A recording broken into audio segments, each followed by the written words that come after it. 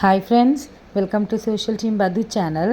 குடமிளகா இருக்கா, பச்சை வேர்க்கடலை இருக்கா, வாங்க ரெண்டுத்தையும் சேர்த்து வச்சு சூப்பராக ஒரு ரெசிபி பார்க்கலாம்.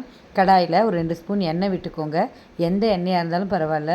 சோம்பு, சீரகம், கடுகு தாளிச்சிட்டு பூண்டு நல்லா ஒரு 5-6 பல் பூண்டை பொடியாக நறுக்கி போட்டுட்டு கருவேப்பிலை போட்டுக்கோங்க. பூண்டு நல்லா செவக்கட்டும். அதுக்கப்புறம் பெரிய வெங்காயம் 2 வெங்காயத்தை எடுத்து நல்லா பொடி பொடியாக நறுக்கி இந்த பூண்டெல்லாம் வெந்திருக்கு இல்லைங்களா, அது கூடயே போட்டு நல்லா வதக்குங்க ஃப்ரெண்ட்ஸ். பச்சை வேர்க்கடலை கிடச்சிதுன்னா நல்லா ஒரு கைப்பிடி அளவு உரித்து வச்சுக்கோங்க. அதையும் இந்த வெங்காயத்துக்கு கூட போட்டுக்கோங்க. வெங்காயம் நல்லாவே வதங்கட்டும். எவ்வளோக்கு எவ்வளோ வதங்குதோ அப்போ சூப்பராக இருக்கும். 2 பழுத்த தக்காளியும் போட்டு லைட்டாக உப்பு போட்டு தட்டு போட்டு மூடிடுங்க ஃப்ரெண்ட்ஸ். அதுக்கப்புறம் எடுத்திங்கன்னா இந்த வெங்காயம் தக்காளி நல்லா மசிஞ்சு வெந்திருக்கும். அது மசியறதுக்காக தான் நம்ம உப்பு போடுறது. அதுக்கப்புறம் குடமிளகா எடுத்துக்கோங்க. குடமிளகா எந்த குடமிளகா இருந்தாலும் பரவாயில்ல, எந்த கலராக இருந்தாலும் பரவாயில்ல, அதை எடுத்து இந்த மாதிரி நறுக்கி போட்டுக்கோங்க. உள்ளே இருக்கக்கூடிய விதைகளை எடுத்துருங்க. நான் பச்சை கலரில் இருந்த குடமிளகாவை தான் இதில் போட்டிருக்கேன். அந்த வெங்காயம், பூண்டு, தக்காளி, குடமிளகா இதெல்லாம் நல்லா வெந்து ஒரு வாசனை வரும் பாருங்கள். சூப்பராக இருக்குங்க. இந்த குடமிளகா வாசனை ஊரையே தூக்கும். இந்த குடமிளகா நல்லா வெந்த பிறகு வழக்கமாக நம்ம சேர்க்கக்கூடிய பொடிகள் தான். கொஞ்சம் மஞ்சள் பொடி போட்டுக்கோங்க. காரத்துக்கு வெறும் மிளகாத்தூள், தனியாத்தூள், அப்புறம் குழம்பு மிளகாத்தூள் கொஞ்சோண்டு போட்டுக்கோங்க. கரம் மசாலா போட மறந்துடாதீங்க. துளியூண்டு சீரகத்தூள், துளியூண்டு தனியாத்தூள், பெருங்காயம், உப்பு.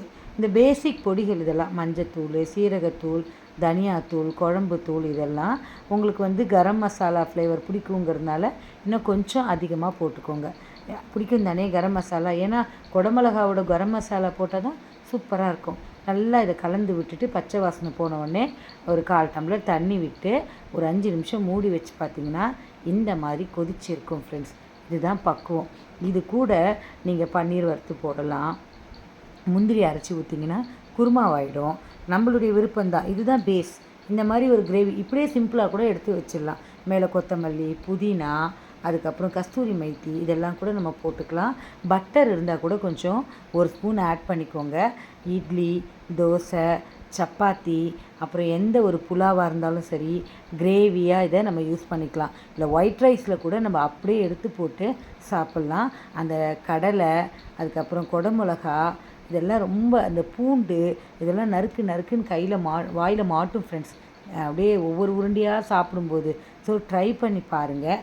இப்போ தான் சிறுதானிய உணவகம் ஒரு ஹோட்டல் போட்டிருக்கேன் வீடியோ, நம்ம சேனலில் போய் பாருங்கள். சூப்பராக இருக்காங்க எல்லாமே. ஸோ நான் இன்றைக்கி சூப்பரான ஒரு ரெசிபி செஞ்சு எடுத்து வச்சிட்டேன். நீங்களும் உங்களுக்கு பிடிச்சிருக்கு அப்படின்னா இந்த வீடியோவை லைக் பண்ணி ஷேர் பண்ணி கமெண்ட் பண்ணுங்கள்.